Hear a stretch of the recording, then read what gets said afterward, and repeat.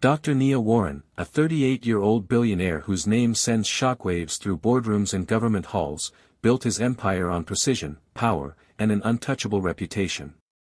Men twice his age fear him. Entire industries bend when he speaks.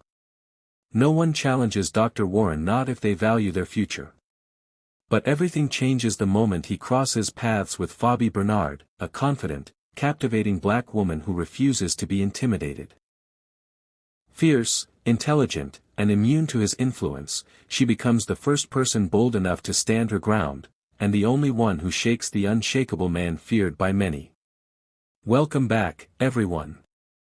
Before we get started, be sure to subscribe and drop a comment telling me where you're watching from. Your responses always make my day. And don't forget, another thrilling story is coming your way tomorrow. Let's get into it. She pushed open the door to her office, a modest room lined with books, protest posters, and a corkboard cluttered with case files. She loved her job: advocacy research, community investigations, truth-telling where others stayed silent, but it came with a price. A price she paid every day in long hours, backlash, and the constant awareness that her voice had to work twice as hard to be heard. Nia slid her bag down, rubbing the back of her neck as the cheap overhead fan buzzed like a trapped wasp. She glanced at the newspaper shoved under her door again. Another headline about Bastian Locke, the billionaire she had spent months quietly investigating. Bastian Locke hosts gala for Urban Renewal Initiative. Urban renewal. The phrase she'd grown to hate. She knew what it meant: displacement, political deals behind closed doors, land grabs dressed in philanthropy. She knelt, smoothing the newspaper page as irritation prickled beneath her skin. Locke's face stared back, impossibly composed, impossibly clean, the smile of a man who never heard the word no unless it came from a lawyer he paid. Nia sighed. They really believe people can't see through this. But people did see. They were just afraid. And fear, she knew, could silence entire communities. A soft knock broke her thoughts. The door cracked open, revealing Janelle, a teenage volunteer whose eyes sparkled with nervous excitement. Dr. Warren. They're here, she whispered. The family's from Rosebridge. They want to talk about Locke's development plan. Nia straightened, the heaviness in her chest shifting into resolve. Good. She could channel her frustration into something useful. Something real. Bring them in, she said. Let's get to work. As she prepared the chairs, she caught her reflection in the window: tired eyes, stubborn jaw, the faintest touch of vulnerability she refused to let anyone see. For a moment, she wondered if she was pushing too hard, too alone. If the truth she was chasing would ever matter in a world run by men like Bastian Locke. But then the families walked in, worried, hopeful, desperate for someone to fight with them. And her doubt dissolved. If the world feared Bastian Locke, that had nothing to do with her. She'd never learned how to be afraid. 37 floors above the city, in an office built from glass, steel, and quiet intimidation, Bastian Locke tapped his finger against the arm of a leather chair. His movements were precise, controlled like everything in his world. The room around him gleamed with minimalist modernity, black marble floors, chrome accents, and a skyline view that made the city look like something he owned. Which, in many ways, he did. His assistant stood before him, tablet in hand, trying not to fidget. People rarely fidgeted around Bastian. Not if they wanted to keep their jobs. You're saying, Bastian said quietly, that the Rosebridge acquisition may face resistance. Yes, she replied, forcing a calm she clearly didn't feel. A Dr. Nia Warren is advising several families. She's known for. For, he prompted, though he already knew her file by memory. He always did his homework. For being resilient, the assistant said. She doesn't intimidate easily.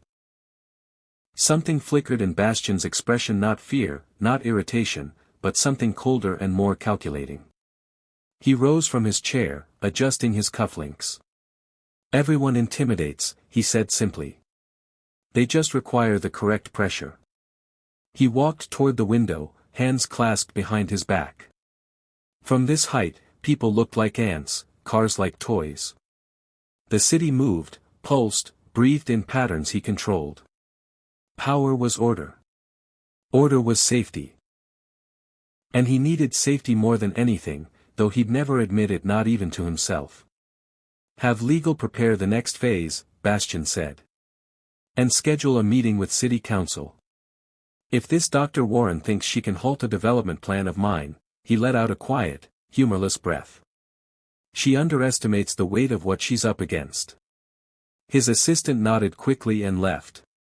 The moment the door closed, the mask slipped just slightly. The tension he kept buried pressed against his ribs like an old bruise.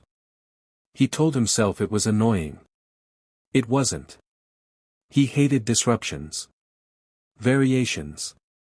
People who forced him to confront the possibility that the world was not entirely obedient to his will. He opened a drawer, pulled out a thin folder. Her folder. Dr. Nia Warren. 36. Community researcher. Speaker. Advocate. He studied her photograph. A steady gaze. Unapologetic posture.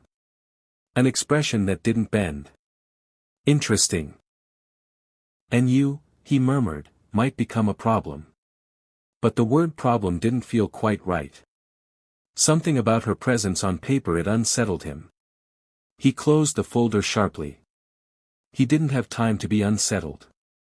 As evening dipped the city in shadows, Nia walked home with her bag heavy against her shoulder, replaying the Rosebridge family stories.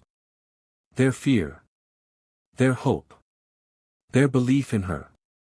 Belief she wasn't always sure she deserved. Across the city, Bastian Locke stood on the balcony of his penthouse, wine glass untouched, staring at the lights below. His empire glittered, but his mind wandered to the woman in the file, the first person in years who seemed not merely opposed to him, but immune to him. Both felt the pull of something invisible, a quiet shift in the air. Neither knew why. Neither knew the other yet. But both sensed change coming. And change, once set in motion, has a way of breaking open the lives it touches. The city courthouse smelled like old paper, polished floors, and nerves, the kind of air that made people whisper even when they had every right to speak. Nia stepped inside with a folder pressed to her chest, shoulders tense but chin high. She'd been summoned to attend a preliminary review on Locke's development proposal, though she suspected the real purpose of the meeting was intimidation wrapped in procedure. She adjusted her blazer, aware of the stares that followed her. Some curious. Some sympathetic. Some wary. Being the only black woman in a room full of powerful men wasn't new, but it never felt normal. The clerk guided her to a conference room with tall windows and a too-shiny table. She stopped in the doorway. He was already there. Bastian Locke didn't look up at first. He sat at the head of the long table, reading something on a tablet, posture immaculate. The air around him felt contained. Controlled. Like he carried his own gravity. When he finally lifted his head, their eyes met. For one suspended second, the world narrowed to just that connection. Nia felt it immediately, an electric tension, not attraction, not fear, but recognition. The recognition of power that expected compliance meeting power that refused to bow. Bastian studied her the way an architect studies a fault line, quietly, analytically, slightly intrigued. She didn't lower her gaze. He noticed that. His jaw tightened by a barely visible degree. Dar. Warren, he said finally, voice smooth, practiced, but edged with curiosity. I've heard your name. And I've heard yours, she replied. Her tone was calm. Not deferential. Not combative. Just honest. And her honesty unsettled him more than open hostility would have. He gestured toward the seat across from him. Please. Let's discuss how to move forward productively. Nia walked to the table, each step steady, deliberate. She sat, placing her folder down like an anchor. Productively, she repeated. A good word. But in my experience, it usually means you want me to stop asking questions. Bastian blinked once, slowly. He was silent for a moment too long. And the first crack in his composure appeared not on his face, but behind his eyes. A city official entered, shoulders hunched in a way that suggested he'd rather be anywhere else. He mumbled through introductions, but the energy in the room had already shifted. Bastian's attention was fixed entirely on Nia. Not because he needed to intimidate her. But because, for the first time in years, he couldn't predict someone's next move. The official clicked through a digital presentation. Numbers. Projected revenue. Construction timelines. All wrapped in a glossy language of revitalization. Nia waited, hands clasped. When the official finished, she leaned forward. Your plan removes 73 families, she said. 33 of them elders. 22 long-term renters whose rights your proposal conveniently categorizes as non-essential. The official swallowed. Bastian didn't react. Not outwardly. They'll be compensated, he said. Not adequately, Nia countered. There are legal avenues. There are moral ones too. A quiet tension rippled across the room. The official looked desperately between them, but they were locked in a conversation only they could hear. A battle of values, of histories, of beliefs sharpened by lives lived very differently. Bastian exhaled slowly. I understand you feel strongly, he said. Feeling strongly isn't the issue. Being right is. And you're certain you are? Absolutely. Her certainty hit him like a strike to the ribs. People didn't speak to him like that. People didn't look at him like that. People avoided the heat in his gaze. She absorbed it. For the first time in a long time, Bastian felt something unfamiliar, not fear exactly, not anger, but something colder, more intrusive. Doubt. The official excused himself to print additional documents, leaving them alone. Silence settled. Heavy. Loaded. Nia stared at the skyline through the window, grounding herself in the city she fought for. Her fingers tapped the folder, a quiet rhythm of internal tension. Bastian watched her, really watched her. The way she held stillness like armor. The way her presence filled the room without force. The way she didn't shrink, didn't avoid, didn't bend. He didn't know what to do with any of it. Tell me something, Bastian said finally. She turned her head slightly toward him, waiting. Why this fight, he asked. Why not choose something less, uphill? Her laugh was soft, humorless. Because someone has to. That sounds exhausting. It is. Her honesty hit him harder than any argument she'd made. Exhaustion wasn't a weakness. It was evidence of effort. Of persistence. Of wounds carried without complaint. He wasn't used to people telling him the truth. He wasn't sure he knew how to absorb it. And you? She asked unexpectedly. Why the obsession with projects like this? Money isn't the motivator. Not at your level. It was the first time she'd asked him something that wasn't rhetorical. The first time she wanted to understand rather than criticize. He froze. Because the answer buried beneath layers of power, control, and secrecy was far too close to the scar tissue he kept hidden. You don't know me, he said quietly.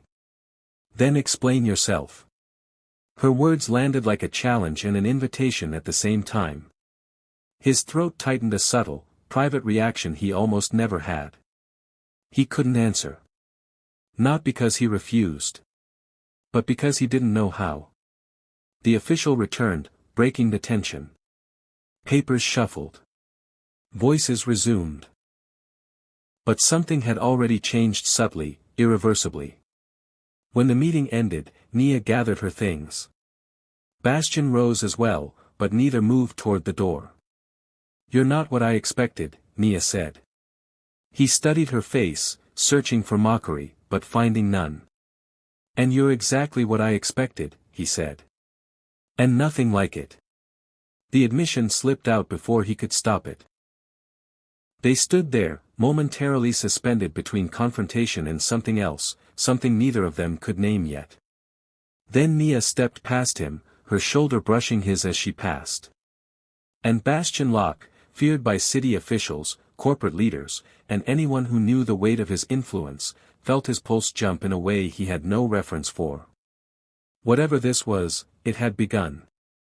Not a rivalry. Not yet an alliance. Something sharper. Something dangerous. Something that would force them both to change. The courthouse steps were still warm from the afternoon sun when Nia walked down them, but she felt cold. Not from fear. She knew fear, could name its shape, its voice. This wasn't that. This was something more disorienting. More personal. She replayed the meeting in her mind, annoyed at herself for even thinking about him. Bastian Locke. The man who hurt communities with a signature. The man who wore quiet menace like a tailored suit. The man who, for reasons she didn't want to analyze, had actually listened to her. Her footsteps quickened. She didn't care that he'd listened. She cared that she'd felt something shift inside her during the confrontation, something dangerously close to empathy. She'd seen something in his eyes, a flicker of unanswered questions, of buried hurt. And she hated that she recognized it. She reached the sidewalk, exhaling sharply. She needed clarity. Distance. Logic. Her phone buzzed. Janelle. "How did the meeting go?" "You good?" Nia typed back. "Nia. I'm fine." It was productive. And strange. She erased the last words before sending the message. She didn't want to give shape to the strangeness. Because once something has a shape, it becomes harder to ignore. On the top floor of Locke Tower, Bastian stood alone in his office, surrounded by floor-to-ceiling windows that reflected his silhouette back at him from every angle. He'd told himself the moment was insignificant. That she was insignificant. That her refusal to bend meant nothing. But his pulse kept betraying him. He loosened his tie, annoyed at the memory of her voice cutting cleanly through his arguments. Annoyed that she'd looked at him as though she were dissecting not his power, but his motives. No one asked him why he did what he did. No one cared why. They cared about outcomes. Profits. Control. She'd asked. And he'd felt exposed. His assistant entered quietly. "Sir, the legal team needs your sig." "Not now," he said too sharply. She flinched and left. Bastian closed his eyes. He didn't like being short-tempered. He didn't like being off balance. Both were signs of emotional interference, something he'd spent years eradicating from his life. He walked to the bar cart and poured himself a drink he didn't want. The amber liquid steadied his hand but not his mind. He needed distance. He needed to regain control. By refusing to react to her. By dismissing her. By making the feeling meaningless. He lifted the glass to his lips and paused. He couldn't make it meaningless. Not yet. Not when something about her had pierced straight through his armor. He set the glass down. "Redirect the acquisition process," he said aloud to the empty room. "Move faster. Apply pressure." Pressure always restored order. But he had the strange, unwelcome feeling that pressure might not work on her. The next morning, Nia sat in her office, reviewing documents for the Rosebridge families, when the phone rang. "Dr. Warren?" a nervous voice asked. "This is Mrs. Klein. My leaseholder just told me investors are offering early move-out payments. They're saying I'll lose money if I wait." Another call came in. Then another. By noon, panic was rippling across Rosebridge like electricity. Locke had moved. Nia slammed her pen down, anger flashing bright and hot. "This is retaliation," she muttered. He didn't even wait 48 hours. She stood, pacing the room, trying to think through the whirlwind of incoming information. This wasn't just a business tactic. It was psychological warfare. Fear disguised as opportunity. Her chest tightened. He had listened to her but not in the way that mattered. He'd heard her conviction as a challenge to crush. She rubbed her forehead, frustration building. Why had she expected anything else? Her phone buzzed again. Unknown number. Dar. "Warren, this is Bastion Locke. We need to talk." She stared at the screen, pulse spiking.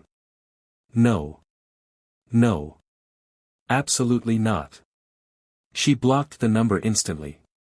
And then, heart pounding harder than she liked, she sat down at her desk, exhaled shakily, and forced herself not to think about the fact that he'd reached out personally. She needed boundaries. Distance. Steel. She needed to remember exactly who he was.